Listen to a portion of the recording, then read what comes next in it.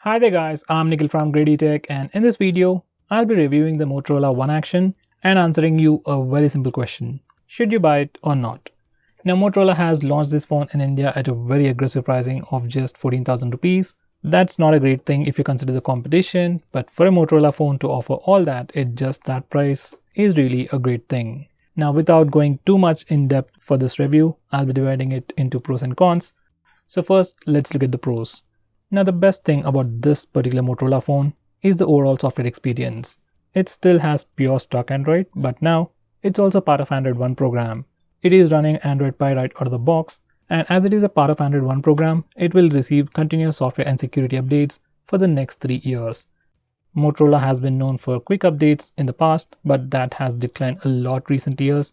But with the Android One program, you really don't have to worry about updates. You will get them. You will get Android 10 update and even the Android 11 update as well, and probably faster than most of the phones out there. Besides the updates, overall software experience has been pretty good. Everything is super responsive and smooth. There was no lag whatsoever. Even the memory management was pretty good. We still have Moto actions where we can twist the phone to open the camera. You can shake it to toggle the torch. We still got Moto display for quick notifications. So overall software experience is definitely the best thing about this phone, and probably the main reason why you should consider buying this phone.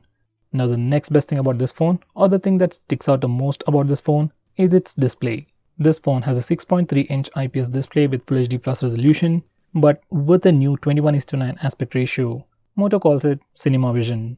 Despite what Moto says, phone is definitely abnormally long, and that huge punch hole design definitely makes things a bit more difficult. So when it comes to display, it's up to personal preference. You may like it or not, but picture quality is pretty good.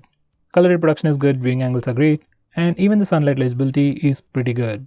Now when it comes to performance, surprisingly this time, Motorola is shipping this phone with a Samsung Exynos 9609 processor with Mali G72 MP3 GPU. These are the Antutu and Geekbench scores for a quick reference. Honestly, I thought performance on this phone would be pretty average, but the actual results are pretty good. Performance on this phone still can't be comparable with other phones in the same price segment, but if you look at the previous Motorola phones in this price segment or even the latest other Motorola phones, this phone is pretty decent. I played games like Asphalt 9 and PUBG a lot. I thought display might look a bit weird because of the aspect ratio, but once I started playing those games, display wasn't an issue. Graphics were decent and there are no heating issues either. For approximately 25 minutes of gameplay, phone used about 13% of battery. It is not great, but it is still pretty good. Maximum temperature while doing my gaming review was 43%, and in my intensive heat test where I take pictures continuously for 3 minutes, I've seen a maximum temperature of 45 degrees.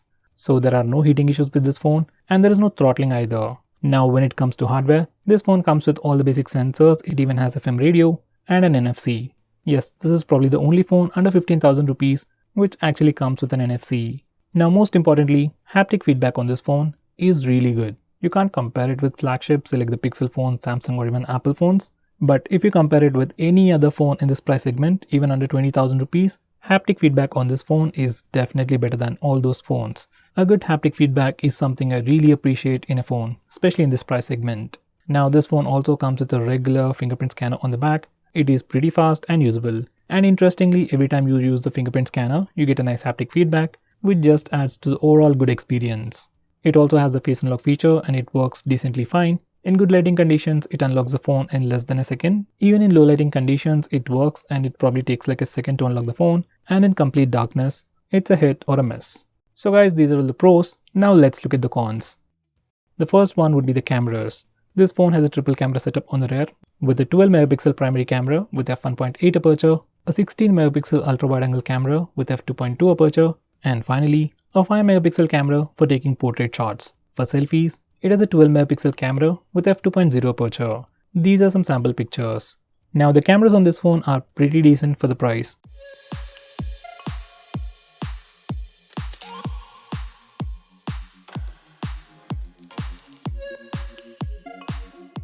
It also has some pretty cool and unique features, especially that action camera feature where you can record video in portrait mode and you get a landscape video. That's pretty cool. Even the electronic stabilization is pretty good. But when you compare them with the competition, say like the Redmi Note 7 Pro, Realme XT, Realme X, or even the Vivo Z1 Pro, it falls behind. Overall, cameras are good, but not the best in the price segment.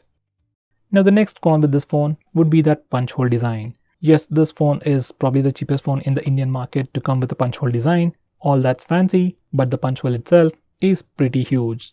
Because of this punch hole, there are some software issues as well.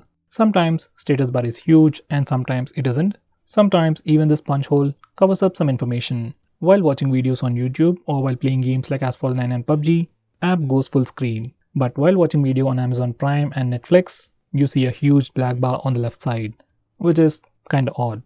So overall, because of this punch hole design, there are some software inconsistencies which can be fixed with an update, but still, this punch hole design does look abnormally large. Overall, these are not major issues and can be fixed with a future update. So guys, those were the pros and cons. Now for some okay stuff, battery life on this phone is pretty good. You also get fast charging, so that's pretty great.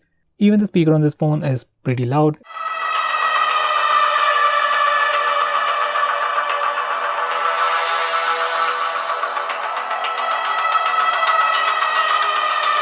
So it's going to be great for media consumption. It also has Dolby Audio to improve the overall audio experience.